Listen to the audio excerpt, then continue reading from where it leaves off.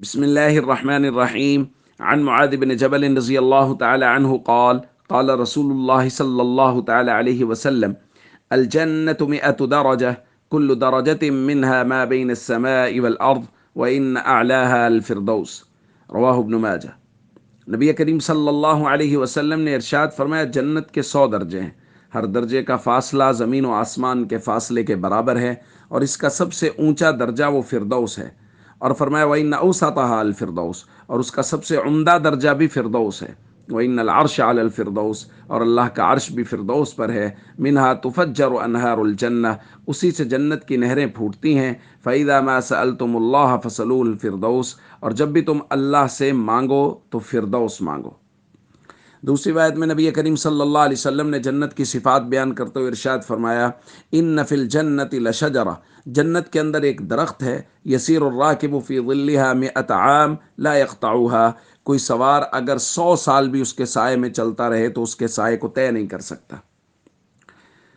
دوستو، جنت اللہ کی رضا کی جگہ ہے، اور اللہ نے اس کو مومنوں کے لیے اس قدر خوبصورت بنایا ہے، اس قدر عمدہ اور حسین بنایا ہے کہ حضور کا فرمان جو ہم نے پہلے پڑھا: لا عین رأت ولا اذن سمعت ولا خطر علی قلب بشر، نہ کسی آنکھ نے دیکھا، نہ کسی کان نے سنا، نہ کبھی کسی کے دل میں اس کی خوبصورتی کا خیال گزرا، وہ اس قدر خوبصورت ہے۔ اور جنت الفردوس، جو سمجھ لیجئے جنت کی سردار ہے، وہی سب سے عمدہ ہے، وہی سب سے بلند ہے۔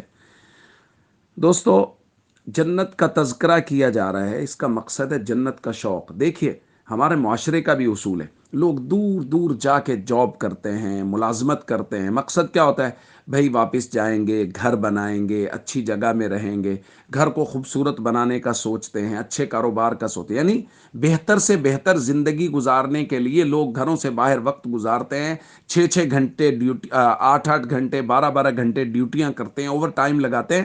کیوں؟ تاکہ آنے والی زندگی آسان ہو جائے۔ دوستو، اصل زندگی آخرت کی زندگی ہے، اور وہ آنے ہی والی ہے، یقینی طور پہ آنے والی ہے۔